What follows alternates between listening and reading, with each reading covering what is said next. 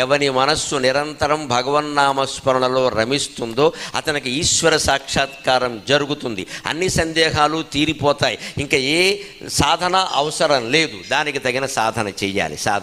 మనం ఇంట్లో ఉండే కృష్ణుడు బొమ్మ మన కళ్ళ ఎదురుగా శ్రీకృష్ణుడిగా మారుతుందమ్మా, సందేహమే లేదు. మనం ప్రయత్నం చేయాలి. మనం ఈ విగ్రహాన్ని ఇక్కడ మట్టి కొట్టుకుపోతుంటే దానికి దండ బారేసి ద్వారకలో బేటి ద్వారక ఉంది, అక్కడికి వెళ్ళి నీ ఇంట్లో ఉన్న కృష్ణుడిని వదిలేసి అక్కడికి వెళ్ళి మనం ఏం చేస్తామంటే అక్కడ ఏమిటి కుచేలుడు కృష్ణుడికి అటుకులు పెట్టేట, అందుకని అందరి దగ్గర బియ్యం జల్లిస్తున్నాం. ఈ పిచ్చిలో మనం తిరిగేసి నేను బేటి ద్వారాకి వెళ్ళా, బియ్యం చెల్లాని అదొక కబులు చెబుతావు. కానీ ఇక్కడ ఇంట్లో ఉన్న కృష్ణ పరమాత్మ దగ్గర కూర్చుని 5 నిమిషాలు మాట్లాడావా, 5 నిమిషాలు మాట్లాడకుండా ఆయన్ని చూసావా, నీకు కనిపించని భగవంతుడు కూడా నీ ఇంట్లో విగ్రహం మానవ రూపంగా మారి నిన్ను అనుగ్రహించాలి అంటే పట్టు వదలని తీవ్రత. నా తల్లి కనిపించింది, నా తండ్రి కనిపిస్తున్నాడు, నా భార్య కనపడింది, నా భర్త కనపడుతున్నాడు, దేవుడు ఎందుకు కనపడు నాకు, అంత తీవ్ర ప్రయత్నం చేయాలమ్మా, అప్పుడు ఖచ్చితంగా జరుగుతుంది.